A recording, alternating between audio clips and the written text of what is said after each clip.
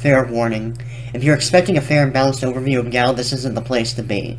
I'm disappointed about the new direction of the series, and I'm going to try the best I can to explain my gripes with it. There will be spoilers in this video for both the whole Higurashi series and Umineko, so if you care about that, you should finish them first before watching.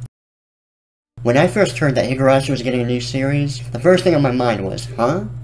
What?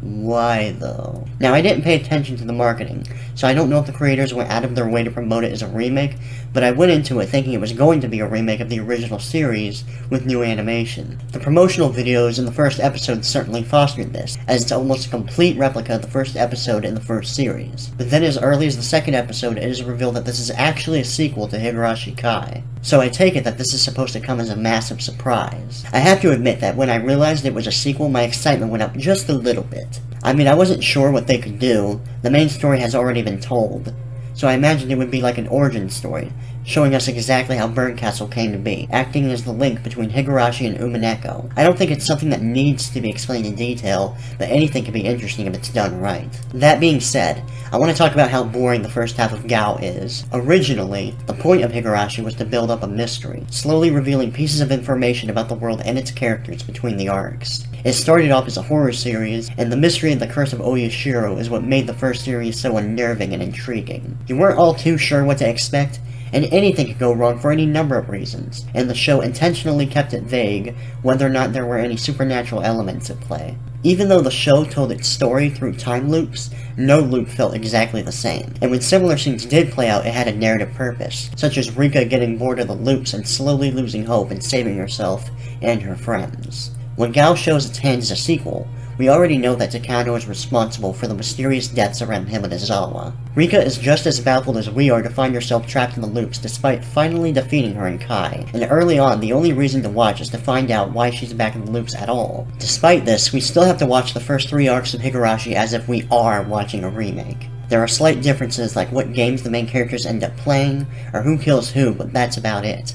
The third arc is particularly bad, as it makes us watch the entire process of Keiichi and his friends going to child protection services and protesting until they help Sadako, even though we've already seen it in Higurashi Kai. A lot of the time, who kills who doesn't even make any sense. Shion ends up being the killer in the second arc, despite Mion receiving the doll from Keiichi. Rena ends up attacking Keiichi in the first arc for some reason, and probably the most questionable change is in the third arc, where Sadako's uncle comes back to his old house and kills Keiichi, despite supposedly being in police custody. Even if we buy that he got away from them somehow, why would he return to the old house? I guess with a hidden stash of money, but wouldn't the police expect him to go there first? Why would he decide to screw himself even more and kill Keiichi just after getting arrested for child abuse? In the last episode, Sadako gets a hold of H-173, so I conjecture that she injects him with it, and it makes him so crazy that he decides to go and kill Keiichi. Maybe she tricks him into killing Keiichi so he can't interfere with Oishi going on a killing spree at the festival? I imagine she injected both of them with it,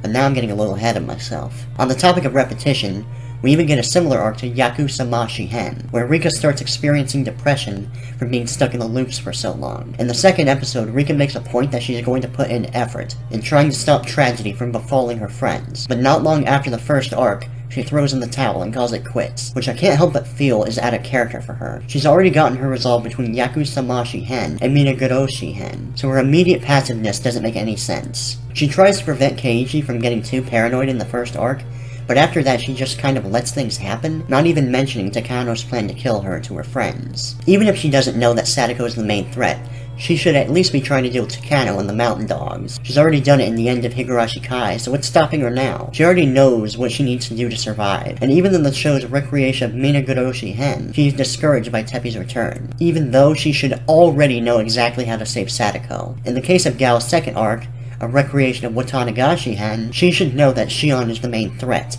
and even if she's surprised that Shion has gone insane despite Keiichi giving the doll to Mion, she should still be taking steps to save her friends, instead of just getting pissed at Keiichi for going into the shrine storehouse. Why would she assume that the world is doomed just because of that? Shouldn't she be warning Keiichi of Shion's madness? She can call the police and have them search the Sonozaki estate for suspicious activity. Speaking of Rika, can someone please tell me why they even had the 5 loops scene? So you go out of your way to set up 5 more stories to go through before Rika gives up and kills herself with a magic dagger, only to speed through all the loops without any development or explanation, or what even happens in them. Like, it's almost comical the way these scenes are edited. I'm not even sure how the writers want me to feel about what I'm watching. Am I supposed to be shocked and disturbed, or laugh my ass off? お礼を言うのは私の方だよ。ユキエもきっと賛成してくれる。少し不機嫌になるかもしれないけどね。それは一大事なのです。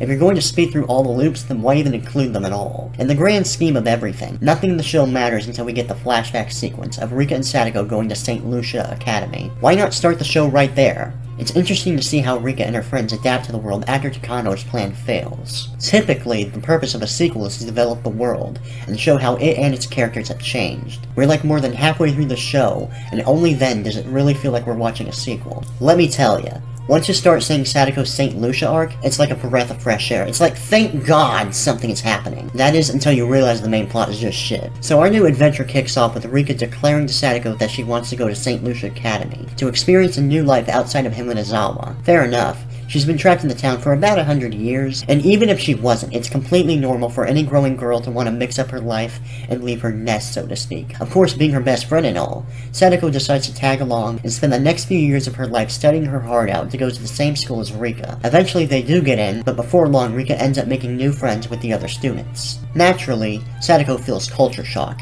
being used to the casual atmosphere of her hometown. She ends up falling behind in grades, and Rika spends more time with her new friends than her. The students don't take too kindly to Sadako's personality, not exactly bullying her much, but just ignoring her and occasionally making rude comments. Nothing like what Angie from Umineko went through. As far as we're shown, Rika would have no problem helping Sadako. Instead of just talking to Rika about how she feels left out, or trying to make new friends, she just kind of watches from a distance and gets all pissy about the situation. In fact, at first Sadako is encouraging Rika to make new friends anyways. Early on, she shoots down her chance to make new friends by immediately alienating herself from Rika's group. We only see things from Sadako's perspective here, so for all we know, Rika's new friends are decent people, but Sadako has no reservations about insulting them when she doesn't even know them.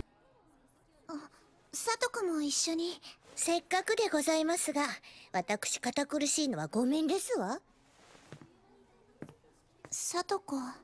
Despite that, the show acts as if we're supposed to side with Sadako in this drama, when clearly she's the one being unreasonable. It isn't like Rika has disowned Sadako as a friend. Even when Rika's friends are admonishing Sadako, she goes out of her way to defend her. Even when Sadako ends up hurting someone in a trap, Rika continues to protect her and doesn't even mention her involvement. When Sadako is told that she has to study even harder to fix her grades, she instantly throws a bitch fit about it, even though she should know that it comes with the territory at being at this kind of school. The teacher very clearly and calmly tells her that nobody is forcing her to fix her grades, and if she doesn't want to do it, she can go somewhere else and get an education. At this point, Sadako only has 2 options. Either leave the school and go somewhere else, accept that you aren't going to be around Rika as much anymore, or talk it out and try to reach an understanding. Instead, she does neither of those, and after she gains looping powers from feathering, she decides it would be a better idea to selfishly keep Rika from going to the school she wants to go to. Of course she fails, and apparently by the time her first loop ends, she's already completely fine with just murdering Rika until she gets her way. Usually it would take 100,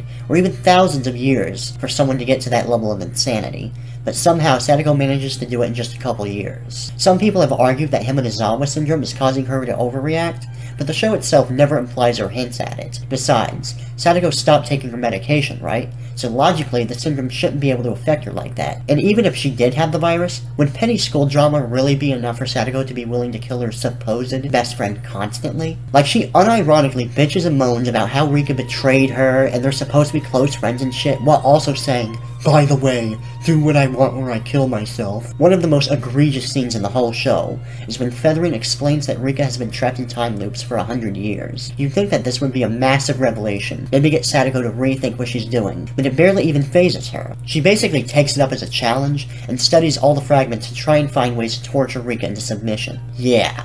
Sadako's brilliant plan is to make Rika so depressed from looping that she gives up on leaving the town so she can be with her forever. Now it's not just Sadako being selfish and immature, she's actually just straight up fucking evil. Like, I just can't get over how lame and stupid the main conflict is. We haven't had any of Rakushio 7's work adapted to anime since the failed Umineko anime, and years after the fact, this is what we get? Some stupid high school drama tale? Separated from that, the basic idea of two loopers fighting each other is truly an interesting concept on its own, but in this context, Sadako's motivations as a villain don't make any sense. Since when is Sadako obsessed with Rika anyways? I get that they're friends, but Jesus Christ. She's not only breaking character to an absurd degree, but she just isn't intimidating as a villain. She's just a horribly immature asshole.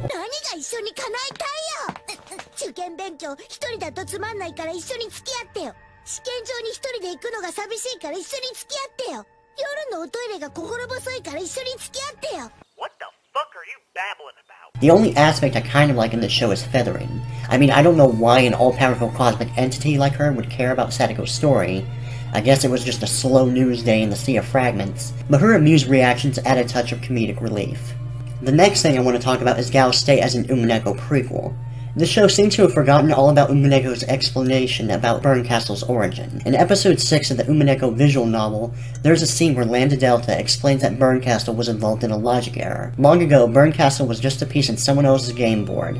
The game master messed up at some point and abandoned her board, forcing the piece of Bern to figure it out herself. Coming out of the logic error is how she became the Witch of Miracles. Now this is where things get kinda confusing, because in Umineko episode 2's Witch Tea Party, Bern also explains that she was born in Lambda's world too. She specifically names Higurashi's Sakuroshi Hen. Rika declares she will stop trying to be a witch, and wonders if the part of her that travels between fragments lives on as a separate entity. This directly connects Higurashi's story to Bern's origins, which would lead you to believe that the logic error story and the tale of how Bern became a witch because she defeated Lambda in a game are one and the same. Why would the two stories sound so different? Who the hell knows, but regardless, most people take this information to mean that either Bernkastle used to be a version of Rika Furude that gave up on surviving the events of Higurashi and became a witch, or she became a witch after Sakuroshi Hen when she decided to stop being a witch. It's possible her alter ego split off from her and gained a physical form. A fragment is created from each possible future, so it makes sense that there could be more than one looping Rika roaming around in the Sea of Fragments. Everybody got that? Why do I bring all this up? Well, if we're going off of any of the information from Umineko or Sakuroshi Hen, then Bernkastle would have to be created before the events of Higurashi Gao. Even if we ignore this explanation of Bernkastle, nothing in Gao relates to Lambda Delta's mention of Bernkastle's origins. In Umineko, a logic error is what happens when a game master creates a contradiction in their tale. Now, it's debatable how the original Higurashi novel's plot can count as a logic error, as we only see it from the perspective of the pieces, but I don't see how Gao makes any more sense as an explanation of Bernkastle's creation. There isn't a contradiction in the mystery. The game board is already finished. This is just Sadako trying to force Rika to stay with her in Himadazawa. By the way the last episode ends, it looks like Sadako might turn into Lambda Delta by the end of the next season, which I can't even begin to express how fucking stupid that sounds if they go through with it. It's worth mentioning that in the memoirs of Lambda Delta, she basically admits to granting Takano Mio's wish. Now, they don't mention her by name, but how many characters in When They Cry specifically want to be gods? That would mean that it's technically impossible for Sadako to turn into Lambda Delta after the events of Higurashi's original series, as Lambda would have to exist to create the game board to begin with. This is both apparent in Lambda's memoirs and her game boards mentioned in episode 2 of Umineko. The final word I have about it is the art style. This is more of a subjective point, but I'm not really a fan of the art direction either. I've seen people call this Higurashi gloss. We've already found ways in the OVAs to make the animation and art quality better without deviating too much from the original art style, but I think they just wanted the show to look different for the sake of it. Now, technically, there's nothing wrong with the new art style or animation, for the most part, but I feel that the original style found a better balance of cute and creepy. Its old look and low budget gave it more of a gritty feel, which fits better with the horror tone and darker themes of the series. Gao, on the other hand, looks too clean, and when it comes down to the horror scenes, it doesn't come close to any of the imagery of the old show, or even its other adaptations. As far as the music goes, most of it is recycled, and I don't remember any of the new tracks either, aside from the opening theme. Well, that covers my thoughts on Higurashi Gao. This is my first rant/review in a while. I'm curious what you all think of it and the show itself. Comment, like, subscribe, and have a wicked day.